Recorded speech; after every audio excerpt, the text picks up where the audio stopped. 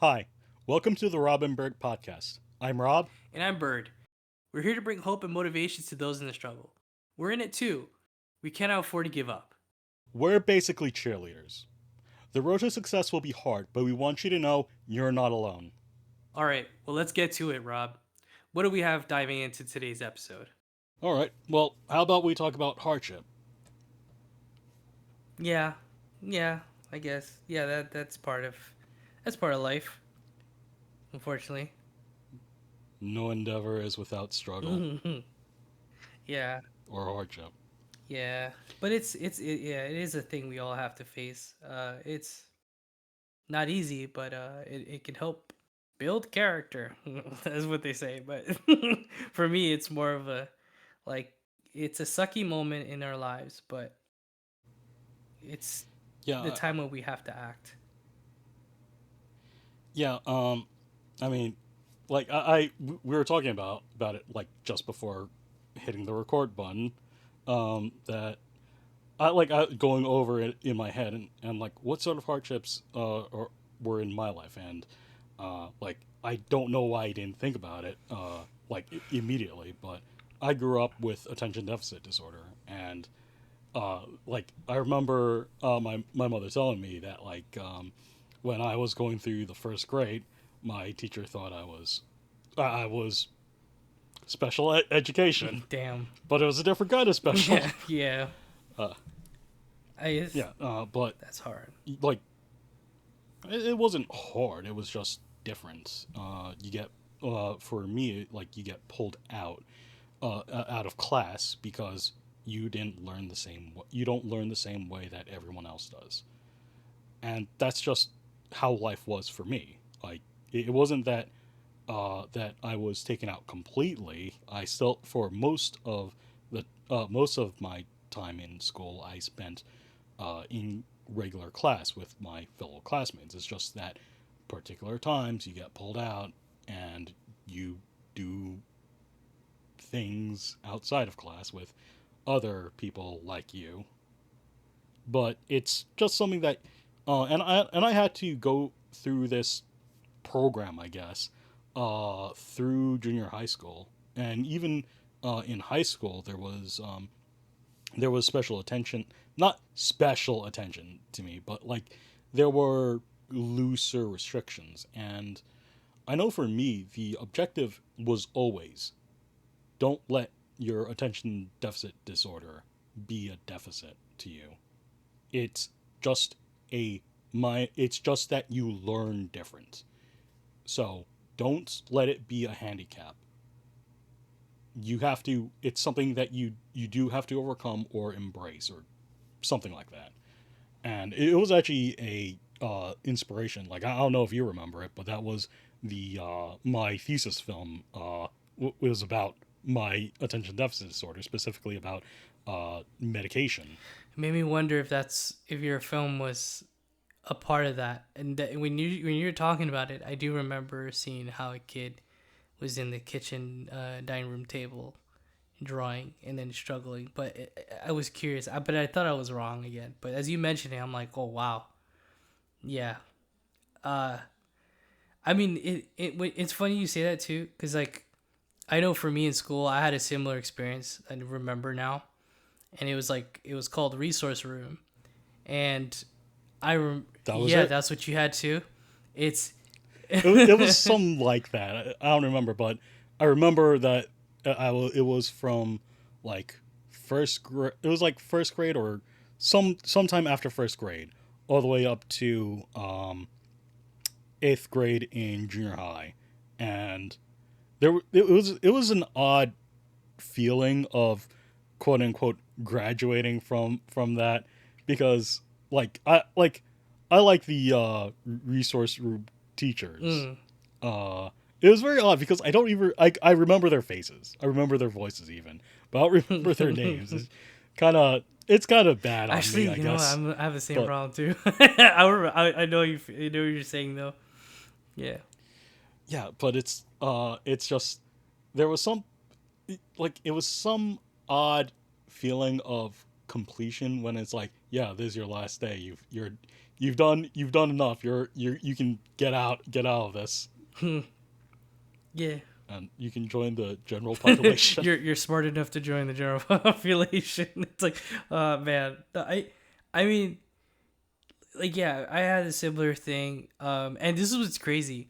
They threw me in ESL first, when I was in fifth grade when in public school, and the only reason why I was thrown into was because I had was it my they asked me for my last name Torres, and and then they go in like, oh, is your main language Spanish or English at home? And I'd go, oh, it's Spanish, and they thought, oh, this kid doesn't speak it, but then I clearly spoke it, and then eventually got to the point where when they took me to ESL class, I was confused what this was all about, um, and I sat amongst other kids that struggled speaking English, and I knew everything and I passed everything within the first week, like all the little tests they gave us. And the lady was like, "Look, you speak very good English. I don't know why you're doing why they brought you here." But I did see that, like, I wondered if it was because they needed a minimum of a certain amount of students. You're smurfing. That's what it Yeah. is. Yeah. And what's crazy was I was helping some of those kids out on their tests on what it was, but I wasn't really helping them. I was basically giving them the answers. Like, I didn't realize like they should learn, and but then eventually got me out, and then they put me in resource room, and I was, uh, for the longest time, believing that I was not, as intelligent as an average student, or in any of the subjects, and so only until like I found out like most of the time I was throwing these classes was to just it was filler. Not all the time. Some of the teachers there were really into trying to get to know how well you learn and what it is that gets you to learn. And only one of them found out how I was able to learn so much more clearly. And it was with art. And so when I drew things, I was able to like when I drew objects of things, like a graph, I was able to solve problems on my math tests, and I was getting 90s and hundreds in my spelling, my social studies, in all these other subjects. Whereas others, they were just you could see they were tired. They didn't want to really teach me how to figure out different formats or try to, incentivize me to learn. But then after that, yeah, it was just like they were like, yeah, this person needs to kind of do something creative to solve a problem. That's what ignites his brain to figure it out, and that's how I did it. But it's really interesting, like what I learned about myself at the time. But also, there's like the phrase that this of not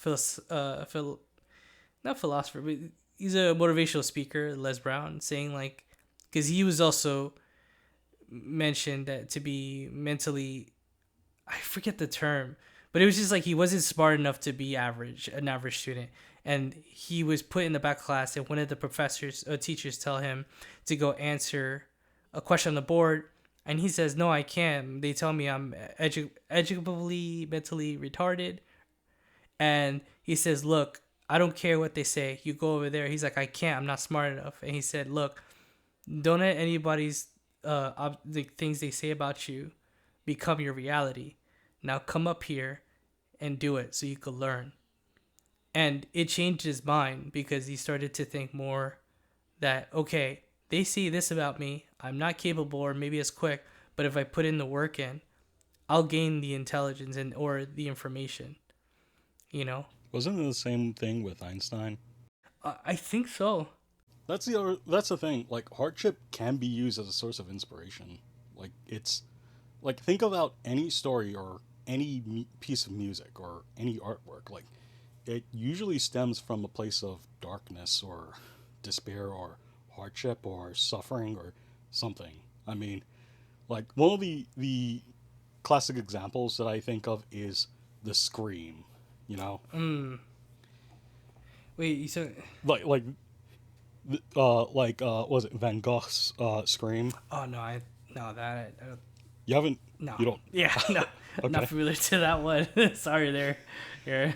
but it's a impressionist painting where it's a person on a Oh, bridge. okay. Now you said Yeah, now. Okay, I know what you're talking about. Yeah, that weird, yeah, wobble-headed. yeah. Yeah. Okay. Yeah, that's an example of like someone going through something, and the other one is bombing of Guernica.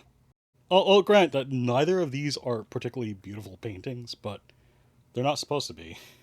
Yeah. If anything, it's like if they make it all too beautiful and too good, it loses its purpose in a way. In some sense. In those particular cases, Yeah. yes, but there are other examples in which portrays the beauty of hardships or preparing to go into hardships or sacrifice. Yeah. I mean, like look at all the artwork that stems from like the Bible. Yeah. Yeah. It's funny you mentioned the Bible part. Like, I remember in my parents' bedroom, they had this really old Bible, and it was like really fancy. It looked like it had gold edges on the pages. But there were these old, like super Renaissance looking paintings in there, like prints on them, and it showed like different individuals that go through hardship in their journey, like for their salvation and all that. There's a reason why the Sistine Chapel was considered a great artistic building full of all sorts of paintings, and because it was depicting all these stories that are contained within the Bible. Yeah, it's. I mean, those books. I mean, I didn't really read the Bible, but when I know my mom introduced me to those things, like she would remind me of how things take sacrifice when we really want something like important, and it's just part of life. But it makes you appreciate it all the more, better, and it also allows us to like not take it for granted the things that we have. Um, but what's it called? I remember you mentioning the yeah, how we were going through you were going through school too, and how we were in like resource room programs, and how in a sense it's like people go through like the hardship of learning that they're told that they may be slower or not as like makes them feel like they're not as intelligent, but in reality that they're those type of situations can also mean that it's just your ability to learn is different from others. I mean, for me it was different, Yeah.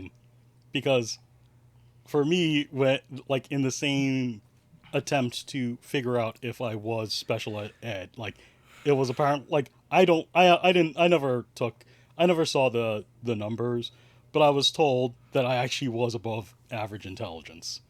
Okay, So I see. but the ego was not lacking there. Okay.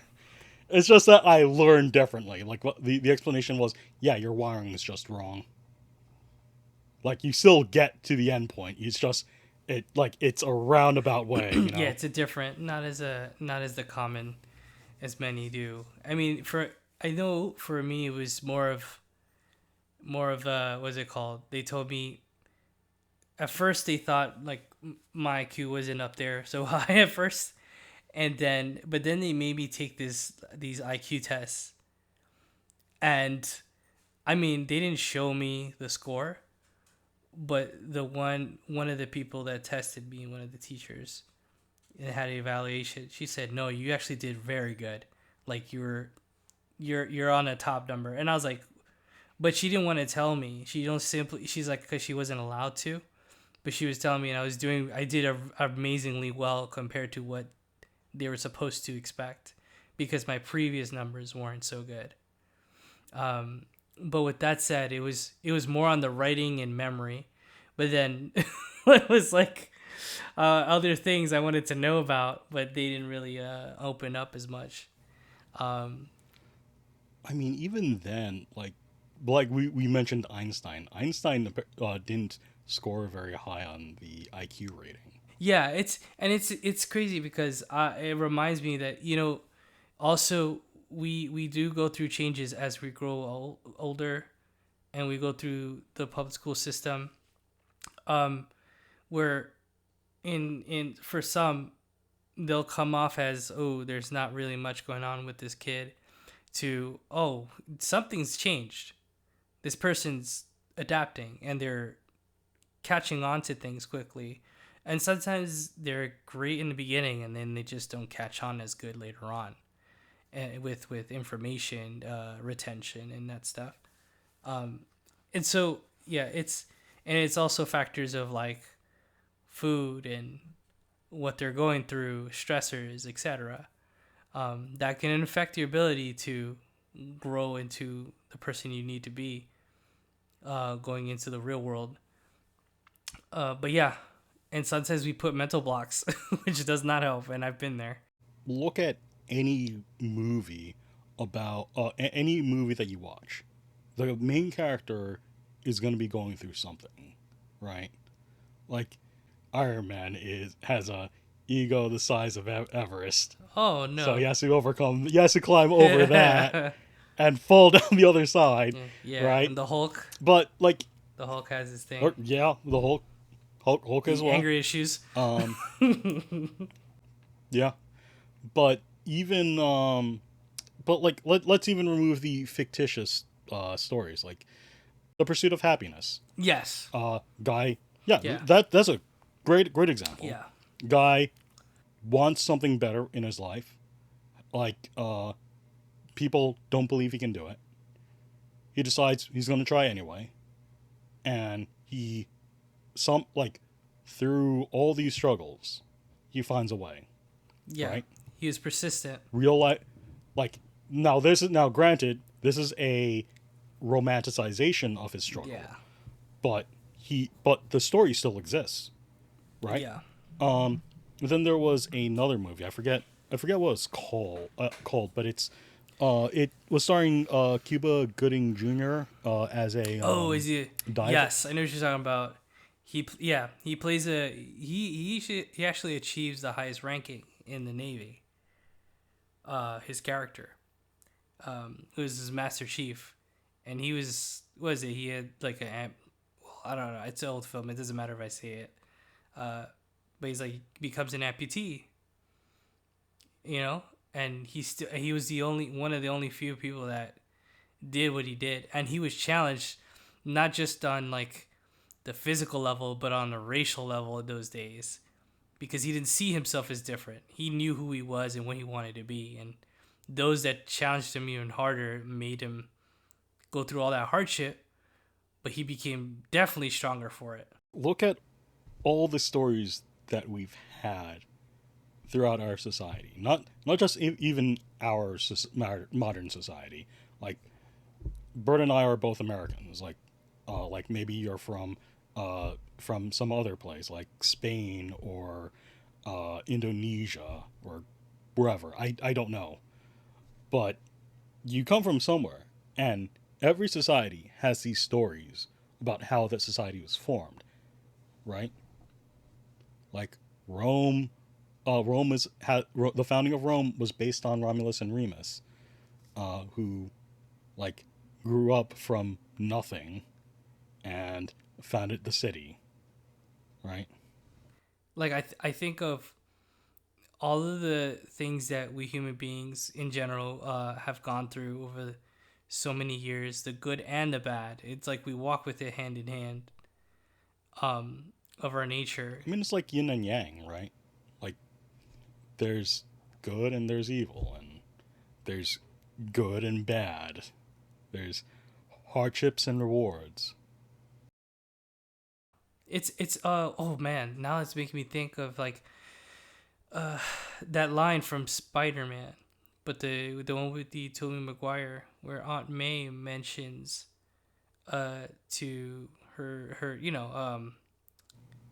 To her nephew, yeah, not Tobey Toby Maguire, Maguire, not Toby Maguire. That's the actor. Peter Parker. Peter Parker, yeah. Peter Parker. Peter Parker. Yeah, it tells Peter Parker that how like Spider-Man taught some people, like basically a hero that teaches people how if they just stand in the rain a little longer, that they'll be able to catch a glimpse of the very person they wanted to meet. Like the little things that saying that he's taught that for a kid named Henry in the scene. And because in the beginning she looked at Spider-Man as like a nuisance, like what the hell is he doing? And then, but realizing that how he inspires children to endure certain things for what they want and for the betterment of their lives. And it's so important to, like, again, to simply be able to see that and go through that, and see the value in hardship as well, even though it sucks. Um, it teaches us. And I was going to say real quick, Rob, too, it's like when it does put to mind a situation where I went, I once was going to get internships at some major studios, and I did achieve them in the appointments. I had no idea that I was going to. I just went to them, spoke, and did my best in regards to my passion to the craft as an artist and animator, and wanting to learn the business side as well. And next morning, I was like immediately accepted. I was the last interview to some of these places, and they were like, "Yeah, we want you in." But then at school, this form was being put in our mailboxes. You remember those mailboxes in the hallway? They were like I open. remember. Yeah. I used to Yeah, store and there like was coffee and whatever in there. I'm like, yeah. yeah, I remember It's funny. during the senior year, just like, yeah, I have this stuff in here. If you need anything, just take it. That's nice of you. It's funny. I didn't take it, nor I barely used my locker or any of that stuff. But I remember seeing these papers forms being put on our mailboxes, and there were these updates about our internship program being changed, the rules, and then all of a sudden it's just, I don't know, coincidentally, you had to pay to get credit from the school, and if you couldn't, your GPA had to be like perfect or near perfect, like only 1 point or two, in order to get the credit and be able to do the internship. And that got me infuriated because I was like, I'm not, like, I was pretty up there in my GPA, but not all the way like that. And I didn't have the money, the funds to pay for it. And it was like, I remember, I think it was like somewhere around $1,600 to $2,000, 1,600 or 2,000. And I had to come up with it in like less than a week. And it was the most terrible feeling that all happened. And I had to tell the studios, hey, look, I can't do it because school won't give me credit. And they just went like, you know what? They're like, just tell them you'll take the risk, sign the paper, and we'll get you started. Like, it's if you want to do it this bad. And I said yes. And then the internship officer like, no, we're not doing that. We're not letting you. And then at school, I'm like, are you serious? Like, what do I come to school for then? Like, just to get a straight A and leave with a diploma and not to get a job? But, and lo and behold, I didn't get it. I still got to work for one of the top studios after graduation. It didn't stop me. But I'll admit that, yeah, I remember I broke down crying in the bathroom stall, like a and because I was like tired. I didn't sleep for 2 days. And then but luckily my mother did, she asked how it was, and I told her what happened, and she just, and mind you, both her arms were like had hairline fractures from a fall. And so I had to pay for a lot of things in her home, the bills and everything. She couldn't work for a month. And she told me, when I get back up, I'm going to help us, but don't you ever quit. You've got so much that you're putting into this, and you will make it if you keep going. But don't let this be the pitfall to end it all, because you'll regret it. So she's like, also, she wasn't trying to make me feel bad about it, but reminded me that this is one hardship to take on, and I can face it and beat it. She's been through her own level of hardships just coming to this country, the United States, not knowing much English, and having to need to find a job immediately, find an apartment she could hopefully afford, and she luckily lived with her sister, my aunt. And she's like, you've been born here, you speak the language, you don't have to go through such customs. Keep going, don't stop, and you have me when I'm ready.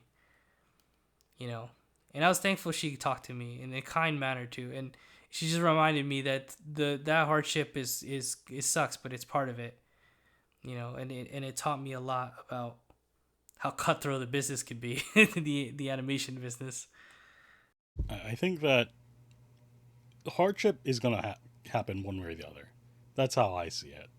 And like as you were talking about, I was thinking about watching my the people in our class working through their thesis film, and like you know me, I found a room, I sat in it quietly and worked on my film all throughout the early morning, and that was it. And I didn't like you probably told me more about it than I did, because like I said, I was just working.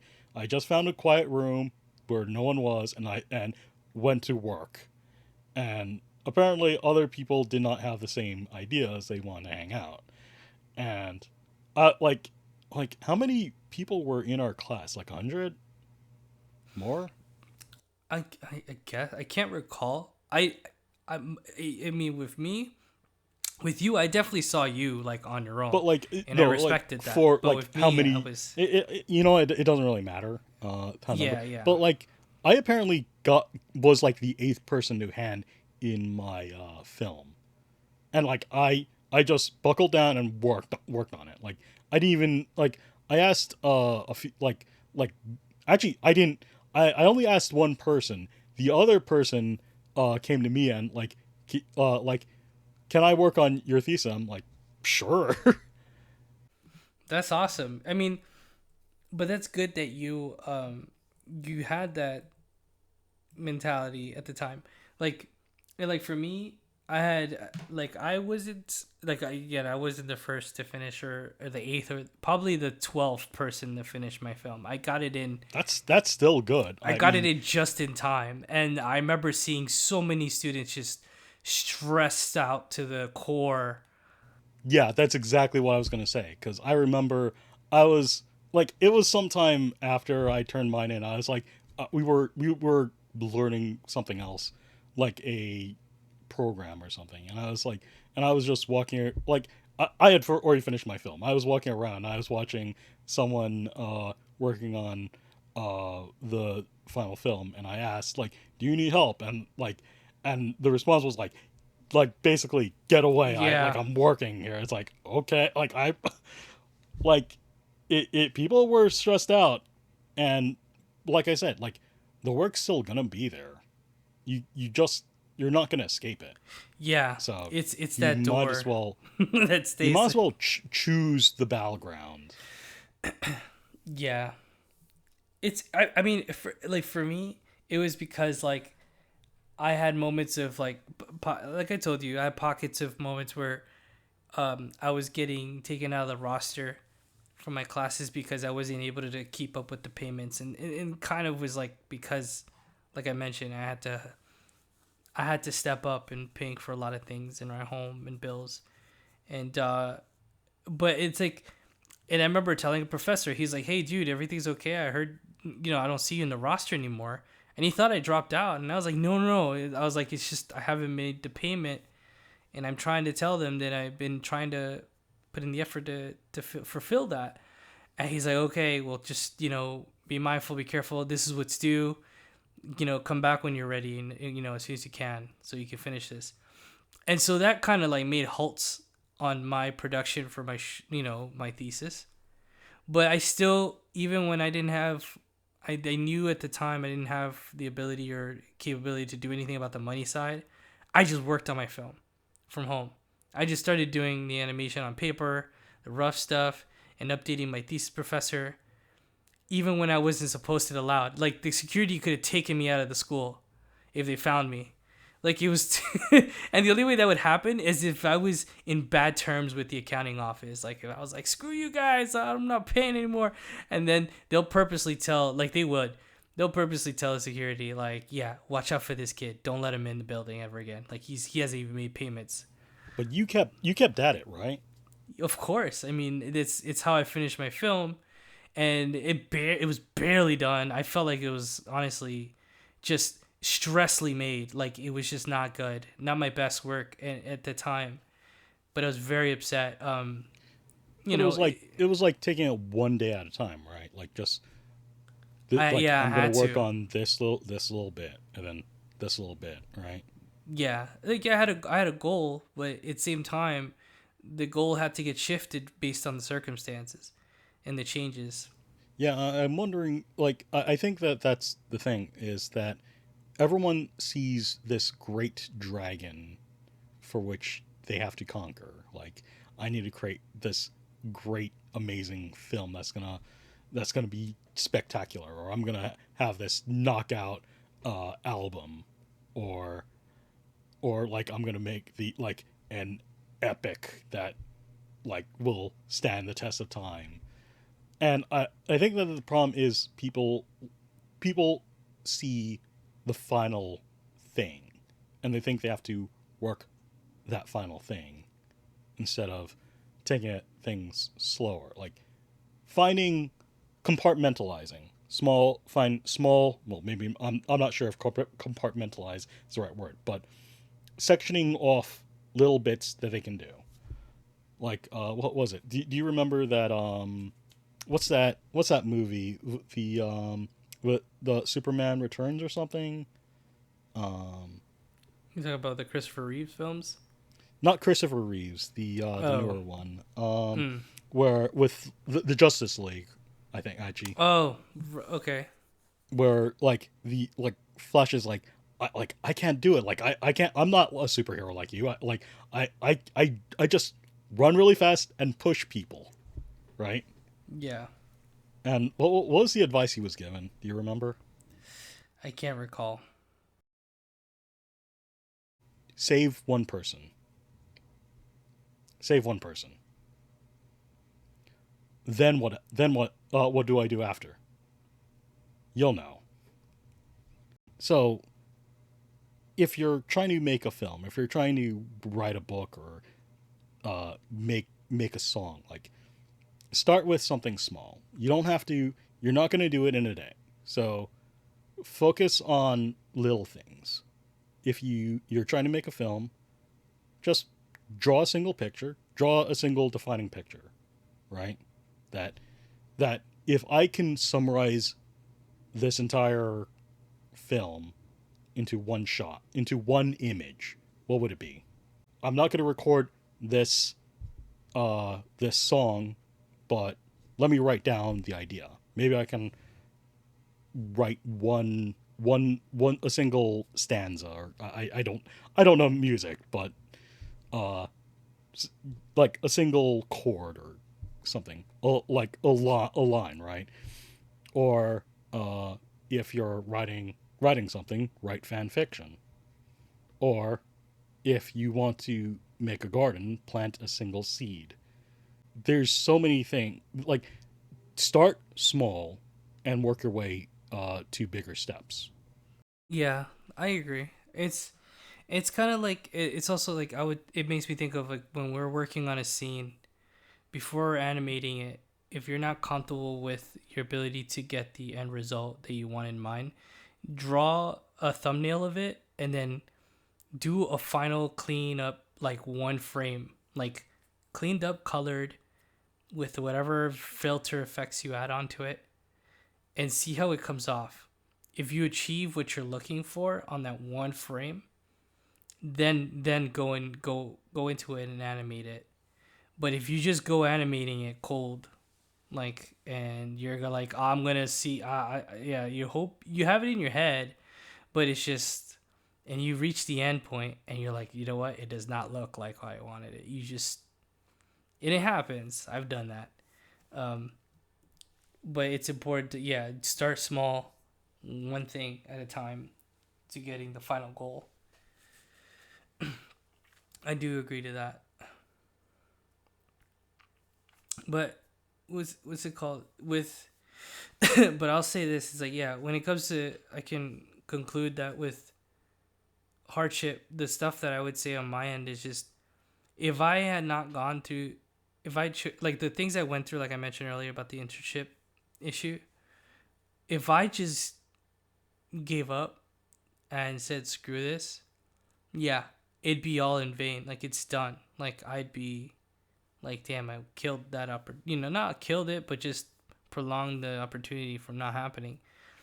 But because luckily again, I did have my mom who talked to me, and then in my mind just going like, this is costing me so much. I cannot just let this end like this. I got up like I mentioned, the crying in the bathroom stall. I got up from there. I wiped my face and just cleared my head and went, okay, I lost this, but I have still my talent and I have my time right now. What am I going to do about it? It hurt. It really did. Because I gave a lot of my time and effort to prepare for these meetings just to see it fail because of not having $2,000 or $1,500 for this internship credit. In regards to, like, I still got past that moment. And after graduation, like almost a year later, I got to work one of my favorite studios that I never thought I'd be at. With a little luck and then hard work, yes. And then after that, the hard work and the talent being put to work is what held me up for several years, still working at those studios. And I'm very grateful for those people for allowing me to be there, to seeing that I'm capable and useful to their projects. But with that said, it's like hardship can teach you a lot of things about yourself. Where you think you are not gonna make it, you're not capable, and it like the failure in their face is gonna tell you like, this is what you are, a failure. You can't go past this because this is where you're at now, and it's not true. It's gonna be at a moment. It's gonna make you even feel like to the bottom of your soul, like, oh, this is what I am, but you're not. If you stand up and just slowly get back together, take the time you need, a breath, wash your face, and you have some ability, use that and move forward with it. It's happened to many others, and I'm sure those before me and after me may go through worse and surpass those hardship moments. I think that our hardships, whether success or failure, that that determines the kind of person. It certainly molds the kind of person you're going to be. Um, I remember that I was a Boy Scout, went through tenderfoot all the way up to life, which is like the highest until you get to Eagle Scout, and went what worked on my Eagle Scout until that final bit because there were things going on that are beyond my control, and I said like there's no way I'm gonna get through that because I'm gonna be judged for my relations rather than for my labors, so I'm just gonna give up. And I've judged myself accordingly. Like I should have been an Eagle Scout, but it wasn't because of the failure of anyone else. It's because of my own personal doubts. It's something that I'll forever regret, and it's it's I still carry bits of that with me. Yeah. No, I get you, man. I mean, yeah, I know that feeling of regret. It's like like I wish I did this. I wish I did what I should have done or that I know now. But you still, Even if I failed, at least I tried. yeah. You No, know, that's the thing. it's That's the the trying. surrender that will haunt you. Yes, yeah. And I've had that moment too on other occasions. Like I what I can say is I use that for me. I use those regrets to just push myself for the next task in my life, the next moment, and not let it encompass me or build up further. Um, I use it to just add fuel to the fire, that passion that I want, that I get, that I want of something in myself to do it, to make it happen. And, you know, And that's normal, man. Like that's gonna yeah. Like it's I would say for me it's like the violence I experienced when I was young and all that stuff. There are times like I was like I wish I had so much of that as well, like wishing that I did something about the unfortunate events that I seen and experienced. But then I was told, to remind that I was still too young and it wasn't fair that it happened around me and it wasn't my fault. But there were times where I was like, I wish I did something. I carried that anger, but instead, like over the years, I used that to go, okay, I had that happen. I have to move on. I have to do what's productive. I have to create something good. And along with that, try to show something good versus that, bring that out onto others and be like someone who's like going to be helpful and grateful and useful to someone um, that is trying to build also somewhere in an industry like mine, like where I'm in right now in animation. And so, yeah, but I get you on that. Like, I've had those moments too of regret, like wishing I could have done something different. But I've learned to understand, like, I was too young at the time. Yeah. But it's in yeah you don't want to hold that forever. It's not good. You want to basically go, okay, that's done. I'm here right now. What can I do? What are the first three things that I want to get into that'll get me closer to the goal that I want? Well, it's not your past that defines you, right? Like it's that saying. Today is the first day of the rest of my life. Oh yeah, Like, that line. Yeah. yeah, like the past, like affects who you are today, but you still have that choice. You still have that option. What am I going to do today? What am I going to do tomorrow? Right? Yeah. Yeah. You still have control of your own limbs, control of your own autonomy, right? Yeah. Yeah. I don't see anyone who doesn't have their own autonomy. Um, but you can always do something. Even if you're working a dead end job, like if you're going like there's going to be moments where you're not you're not you can find time for yourself. Like I mentioned, like you can if you're on a train, like the drawing teacher told me, like you're going to have schoolwork, but you're going to be traveling while you're on the bus, while you're on the train, while you're in the car, passenger seat presumably, not in the driver's seat, but take out your notebook and not your drawing pad and just start drawing. And the same thing with so many other things. If you like to write, carry around a notepad. If you like to write music, still carry around a notepad. If you like to play, like you can like there's that air guitar thing that was going around where you just pretend you're playing. Oh yeah. Or pretend to play the drums. There's always small things that you can do to pursue the things that you want to do. Yeah. Definitely. When it comes to moments of hardship, don't let it become the very definition of what you are. Hardship happens to everyone and anyone that pursues a dream, any dream that they're trying to be like to what they want to become. You could definitely do it. I can do it, and I know I've had moments in my life I could say that I coming from a struggling violent past childhood to being what I am today.